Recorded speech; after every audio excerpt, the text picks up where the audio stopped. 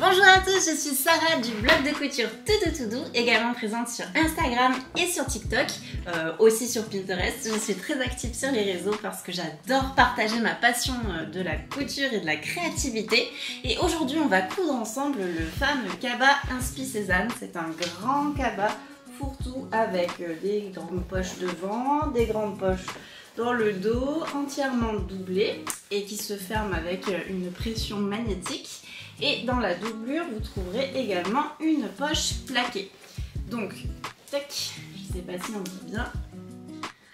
Voilà, donc ce cabas-là, en fait, est déjà disponible sur mon blog gratuitement. Il y a le pas à pas et également toutes les dimensions qu'on peut tracer soi-même. Mais petite nouveauté, on peut désormais télécharger le PDF pour l'imprimer à la maison. Et pouvoir aller un peu plus rapidement dans la confection de ce cabas parce que je sais que tracer les pièces ça peut être un petit peu relou. Donc première étape, télécharger le PDF. Alors pour cela j'ai mis le lien dans la description. Il s'agit du coup d'un lien qui redirige vers mon article de blog sur lequel on peut s'inscrire dans le formulaire. Donc à travers ce formulaire vous allez recevoir gratuitement par mail le PDF à télécharger et vous pourrez ainsi aussi vous abonner à la newsletter parce que je vais partager plein de bons plans, plein d'inspi couture et plein de surprises à travers chaque newsletter qui ont lieu chaque dimanche. Donc j'ai vraiment très hâte de partager tout ça. Concernant le PDF, alors ce qu'il faut voir c'est qu'à l'intérieur du coup de ce fichier vous allez pouvoir télécharger la version A4 si vous voulez l'imprimer à la maison. Donc il s'agit d'une impression bord à bord, donc pas besoin de recouper, on peut scotcher directement. Il faut bien penser à imprimer, si c'est à la maison, le patron à échelle 100%, à taille réelle, afin de l'avoir à la bonne dimension. Mais si vous faites plus petit, vous aurez simplement un cabas plus petit. Ensuite, vous pouvez également l'envoyer chez votre imprimeur puisqu'il y a la possibilité de l'avoir en A0 dans ce fichier. Donc vous allez avoir les explications, le A4, le A0 et à travers cette vidéo on va coudre ensemble le cabas. Donc c'est parti. Avant toute chose, le choix du tissu. Alors moi personnellement pour les deux versions que j'ai réalisées, donc en fait j'ai réalisé plusieurs versions mais je les ai toutes offertes, on me les a piquées. Donc ça c'est un petit conseil, ce cabas si vous le montrez tout le monde va vous faire des commandes.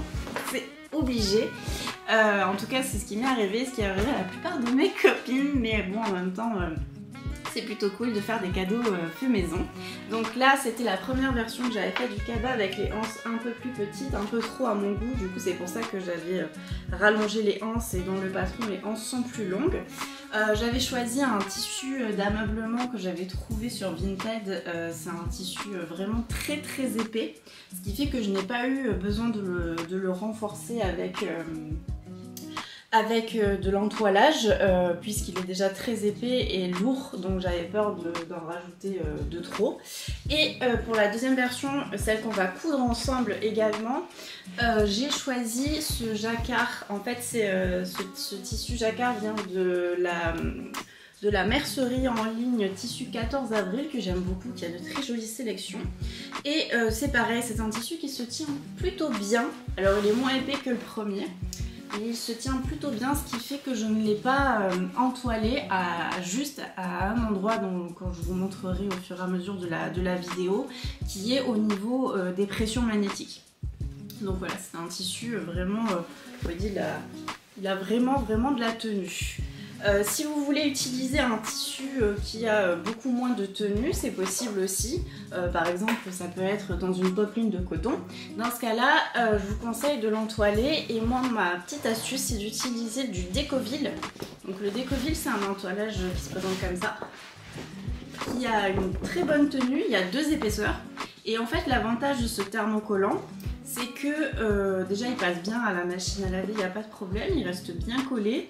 Et aussi quand on tourne en fait, quand on retourne son ouvrage, c'est un thermocollant qui ne froisse pas. Et il a une très bonne tenue.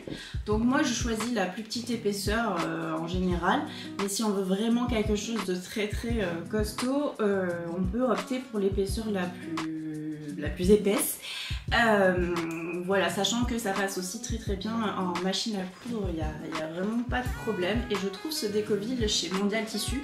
Je vous mettrai également le lien en description. Pour le matériel, c'est à peu près tout. Je vous montrerai aussi le fil et les aiguilles que j'utilise pour coudre ce type de cabas. Et bien c'est parti, on va coudre. Mais avant de commencer la couture de ce cabas, n'hésitez pas à vous abonner à ma chaîne YouTube car j'ai envie de vous partager plein de tutos et plein d'astuces couture et ça me motivera énormément. En tout cas, merci beaucoup pour votre présence et puis bonne couture, allons-y. Pour commencer, tu vas prendre les deux fonds de poche extérieurs. Tu peux choisir soit la version A, soit la version B avec plus ou moins d'embut. Moi, j'ai pris la version sans embut et tu vas venir surfiler les bords inférieurs et supérieurs, donc le haut et le bas, comme ici. C'est pas très compliqué. Le supérieur, tu n'es pas obligé de le faire. Moi, je préfère pour que ça s'effiloche un petit peu moins. Et ensuite, je viens faire un premier repli à 2 cm du bord que je viens plaquer avec le fer à repasser. Sur le côté du haut, donc on détermine en fonction du motif de son tissu quel est le haut. Donc ensuite je viens faire un deuxième repli à 2 cm. En fait ça forme l'ourlet supérieur de la poche. Donc voilà, on replaque tout bien au fer à repasser. Ça prend un petit peu de temps mais c'est pas la partie la plus compliquée. On fait ça bien évidemment pour les deux poches puisqu'il va y avoir une poche sur le devant, une poche sur le dos. Et ensuite, on va venir piquer cela à 1,5 cm ou à 2 cm en fonction de ce qu'on veut. J'utilise des aiguilles spéciales jean pour coudre ce type de tissu ainsi qu'un fil coordonné. C'est un fil un petit peu plus solide qu'on trouve chez Mondial Tissu. Je vous mettrai le lien dans la description. Et c'est parti pour la piqûre des deux ourlets de poche extérieure. Donc voilà, il faut y aller doucement et comme d'habitude, comme pour les ourlets, j'imagine que c'est vraiment pas la partie la plus compliquée. Une fois que c'est fait, on se retrouve avec ces deux poches comme ici et on va pouvoir s'occuper des corps extérieurs du cabas. Donc on en prend un, on va venir mesurer depuis le bas du rectangle 9 cm. Normalement la mesure sera marquée sur le patron de couture. Donc voilà, avec ma craie, je mesure à 9 cm depuis le bas du corps de cabas. Je fais la même chose pour le devant et pour le dos. C'est exactement le même montage pour le devant et pour le dos. Une fois que cette ligne est tracée, je vais venir positionner les poches. Donc je vais venir les positionner endroit contre endroit en mettant le bas de la poche sur cette ligne, comme ici, en partant du bas de la ligne que je viens de tracer et je viens épingler afin de pouvoir ensuite venir piquer et que ça ne bouge pas.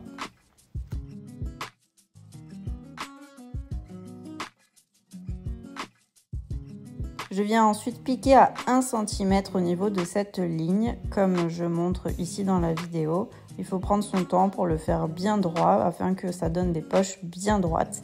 Mais c'est, encore une fois, pas du tout une partie compliquée.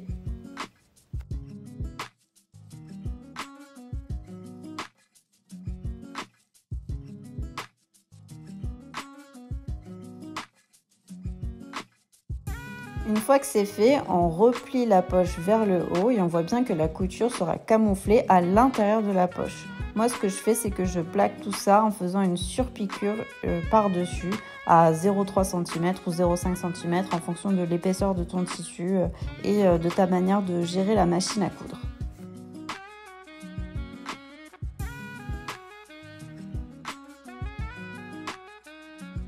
Une fois que cette étape est faite, il va falloir que tu viennes positionner les côtés des poches sur les côtés des corps.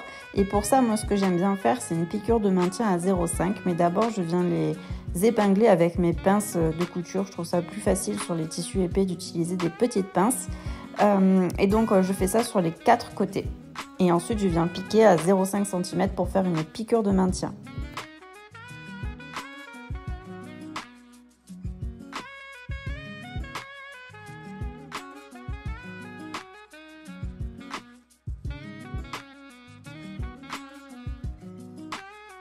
Une fois que c'est fait, on va venir faire une piqûre au milieu pour départager la poche en deux poches séparées. Et ça se fait vraiment avec une couture au milieu. Donc pour ça, on vient tout simplement plier en deux nos deux corps de cabas et on vient les épingler au niveau de la pliure pour venir ensuite faire une ligne qui va nous aider à piquer une ligne droite au milieu du cabas. Je sais pas si mes mots sont très clairs, je pense que les images parlent toutes seules, mais si jamais il y a des questions, n'hésite pas à les laisser en commentaire. Et n'hésite pas, une fois que tu as placé tes épingles et que tu as tracé ta ligne, à venir remesurer pour bien vérifier que la ligne se situe bien au milieu de tes pièces. Au pire, tu n'auras pas des poches super centrées, ça se verra pas trop, mais ça dépend de ton niveau d'exigence. Pour piquer, pense bien à faire un point d'arrêt au début et à la fin parce que ça va être quand même assez sollicité vu que c'est des poches. Même n'hésite pas à faire un double point d'arrêt afin de bien consolider tes poches.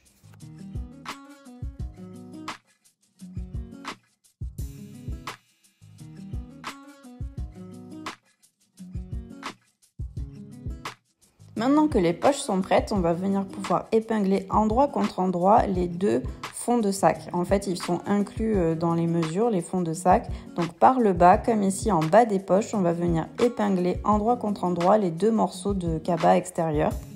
Donc on épingle et ensuite on vient piquer à 1 cm.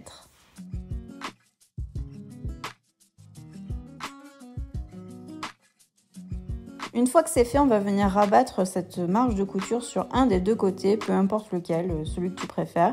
Et on repasse bien pour le mettre d'un côté. Et ensuite, on va venir, pour le plaquer, bien piquer par-dessus en faisant une surpiqûre sur l'endroit.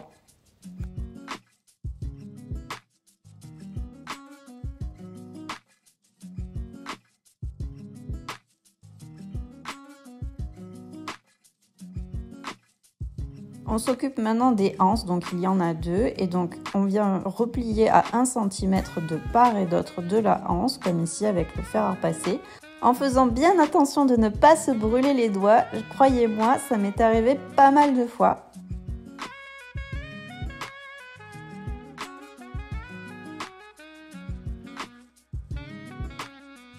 Ensuite, tu vas venir replier la anse sur elle-même, comme ici, en repassant pour bien maintenir. Ce sera beaucoup plus simple si tout est bien repassé pour ensuite venir le passer à la machine à coudre. Bien entendu, tu fais pareil pour les deux anses.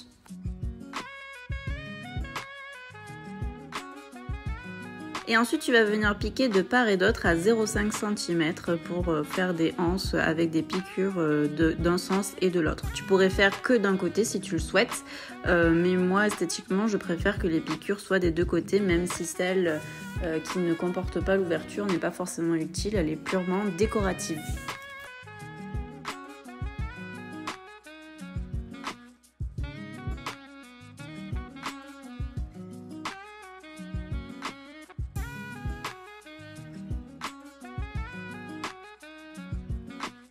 Les anses sont prêtes, on va maintenant s'occuper des empiècements de haut de sac. C'est ici qu'on va venir glisser les anses. Alors d'abord pour cela, il va falloir faire une mesure à 14 cm de part et d'autre de ces empiècements haut de sac.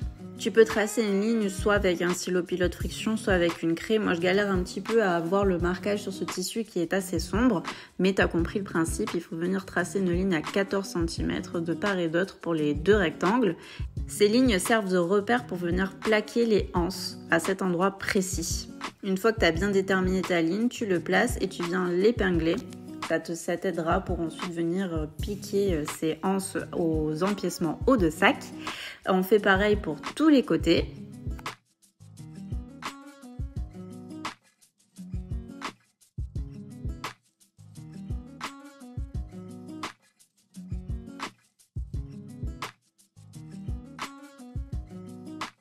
Et ensuite, depuis le haut de l'empiècement, donc en direction des anses, on vient mesurer 2 cm et on vient mettre une épingle à la perpendiculaire à cet endroit-là.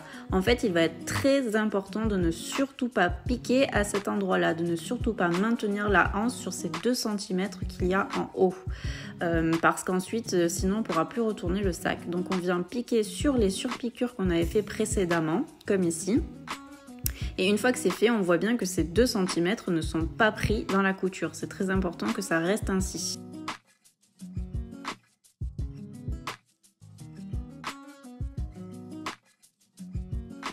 Si tu veux rajouter une étiquette, c'est le bon moment. Moi, j'en ai utilisé une qui vient de chez Majam que j'aime beaucoup.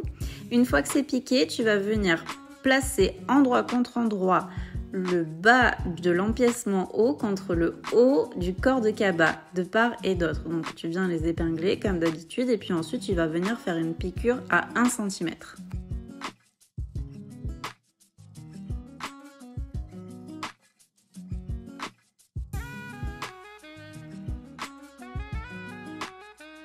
Une fois que c'est piqué, tu vas venir plaquer ta couture vers le bas et venir faire une surpiqûre de maintien, en repassant le tout bien entendu.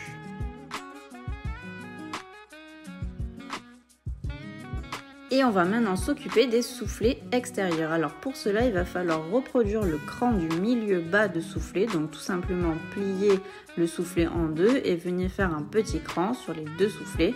Ça va nous aider à mieux monter le cabas et mieux monter le soufflet, puisque ce cran va venir se placer directement sur la couture du bas du fond de sac. Ça se voit mieux en vidéo qu'en explication. Donc le cran du milieu du soufflet va venir se mettre sur la surpiqûre du fond de sac, comme là, hop, première épingle à cet endroit-là. Ensuite, il va falloir venir épingler les arrondis sur le bas des coutures de poche, des deux côtés, comme ici. Et ensuite, on va venir prendre le haut du soufflet et le faire se joindre avec le haut du cabas. Hop, cela va nous permettre d'épingler de manière beaucoup plus homogène les soufflets et faire en sorte d'avoir beaucoup moins d'embûches à gérer à la machine à coudre. Cette étape est sans doute la plus complexe dans le modèle à réaliser parce que ça peut être un petit peu compliqué de gérer les coutures des soufflets, surtout si on a un tissu qui est particulièrement épais ou si on l'a trop thermocollé, ça peut être un petit peu galère à gérer. Mais avec un petit peu de patience et en respirant un bon coup, c'est tout à fait possible.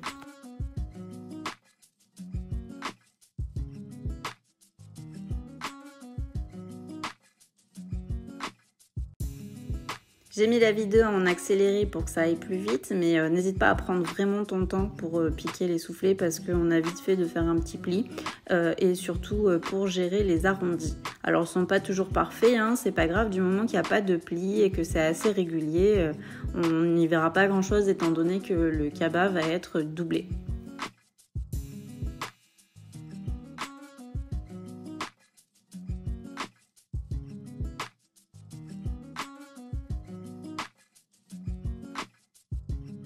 Et là, ça va commencer à ressembler à un cabas. Donc on retourne son travail et on voit si la forme du cabas est satisfaisante, si on a réussi ses coins de soufflet, s'il n'y a pas des petits plis quelque part, s'il n'y a pas un endroit où on doit découdre.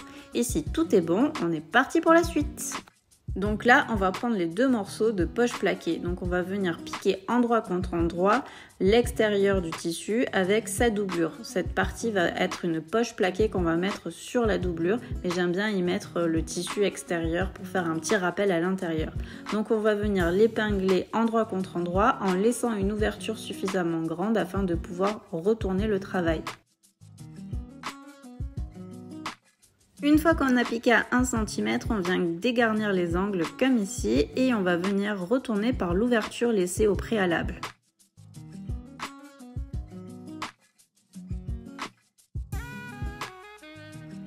On repasse le tout au fer à repasser pour que ce soit bien propre. Et ensuite, on va prendre un corps de doublure. Et on va venir tracer une ligne à 3 cm depuis le haut ou alors reporter l'écran depuis le patron. Et ensuite de part et d'autre faire un petit repère à 9,5 depuis les côtés. C'est ce qui va nous aider à faire les crans pour l'emplacement de la poche plaquée.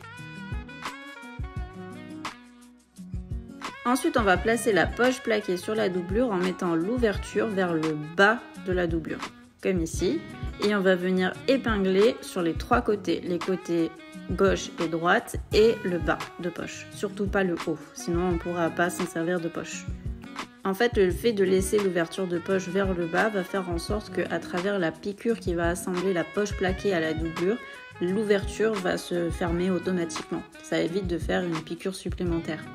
Donc on épingle sur les trois côtés et on va venir faire une petite piqûre à 0,5 ou 0,3 cm sur les trois côtés. Une fois que c'est fait, on va s'occuper des parementures qu'on va piquer endroit contre endroit sur les deux corps de doublure. Donc on les épingle et on vient piquer à 1 cm comme d'habitude.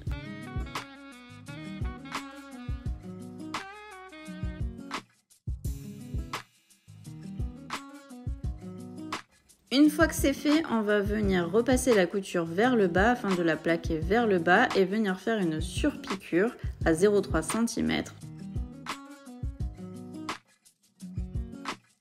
On va maintenant faire de même avec les doublures de soufflet et les parementures de soufflet qu'on va piquer endroit contre endroit à 1 cm et qu'on va venir ensuite plaquer et surpiquer vers le bas.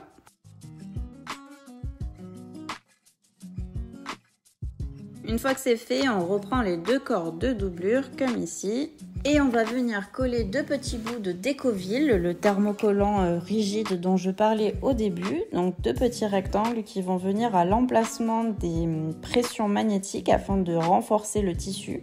Cette étape n'est pas forcément nécessaire si la parementure a été entièrement déjà thermocollée. Mais comme moi je n'ai pas thermocollé mon tissu, le trouvant suffisamment rigide, je l'ai fait.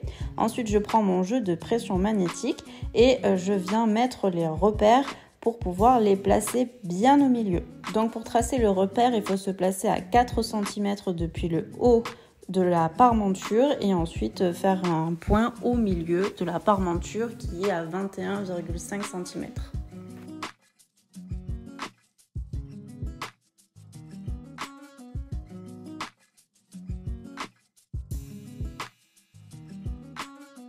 Je viens ensuite placer ma pression magnétique en enfonçant les deux petits côtés de sorte à faire des petits reliefs sur le tissu. Ça va être mon point de repère pour venir faire des petits coups de ciseaux afin de faire des petits trous à ces endroits-là.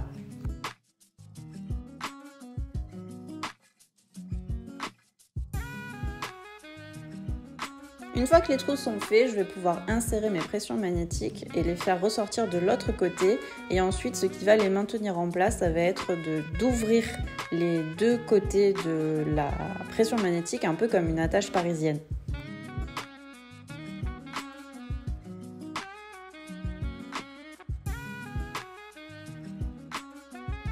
Maintenant qu'on a placé les pressions, on va pouvoir venir épingler endroit contre endroit les deux fonds de doublure en laissant une ouverture d'environ 15 cm. Elle sera très utile pour ensuite pouvoir retourner le sac lorsqu'on aura assemblé la doublure avec le corps de sac.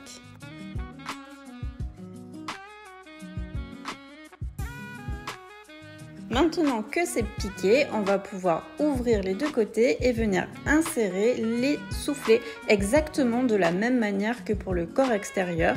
À ceci près qu'il va falloir faire attention de bien faire correspondre les deux coutures de parementure en haut afin de ne pas provoquer un décalage au niveau de la couture. Donc je vous conseille de mettre une petite épingle au niveau de la couture, comme ça vous ne pourrez pas vous tromper. Mais sinon c'est exactement le même montage, il faut prendre son temps, mais c'est gérable.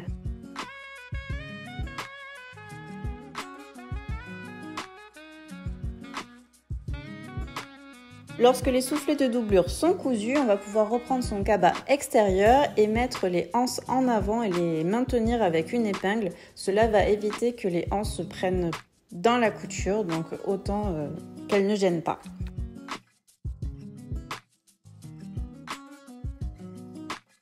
On vient ensuite insérer le cabas à l'intérieur de la doublure. Donc le cabas est à l'endroit, la doublure est à l'envers et c'est endroit contre endroit que les deux vont devoir se placer. Donc ce que je vous conseille, c'est de mettre la partie où il y a la poche plaquée sur le dos du cabas, donc le côté où il n'y a pas l'étiquette sur l'extérieur, afin que la poche soit dans le bon sens. Mais après, vous la mettez vraiment où vous voulez.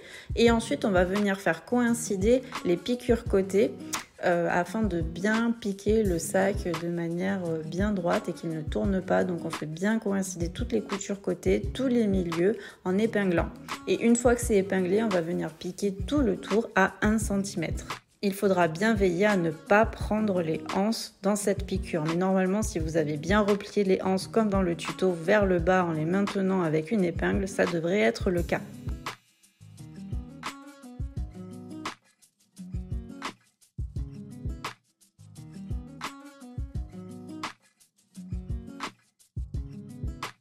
Maintenant qu'on a piqué le haut du sac, on va pouvoir le retourner par l'ouverture qu'on avait laissée au préalable dans la doublure. Il faut y aller délicatement de sorte à ne pas abîmer les coutures, même si on a fait un point d'arrêt au niveau de l'ouverture. Il faut quand même toujours être assez délicat à cette étape.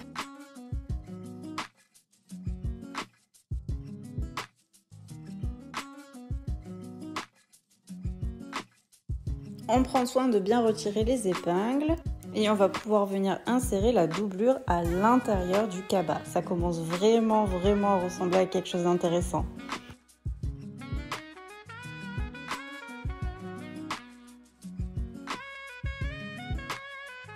Ensuite, on repasse bien comme il faut le cabas en mettant les anses vers le haut. Ça va vraiment aider à faire la piqûre finale puisqu'il va falloir venir faire une piqûre à 0,5 cm tout autour du haut du cabas. Donc si on repasse, ça sera quand même beaucoup plus facile. Parfois le haut, il faut un petit peu le roulotter avec les doigts pour qu'il soit bien mis en place.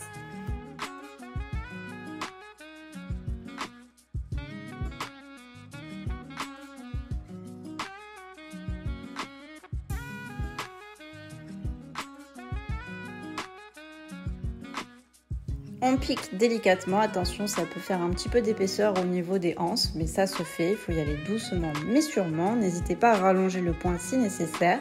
On vient fermer l'ouverture de doublure soit à la main, soit à la machine à coudre et voilà, le cabas est terminé, il est prêt à être emporté pour aller faire les courses à la bibliothèque, à la plage ou alors pour offrir. Je pense que c'est un excellent cadeau de Noël qui fera très plaisir. Dites-moi en commentaire ce que vous allez en faire et à bientôt!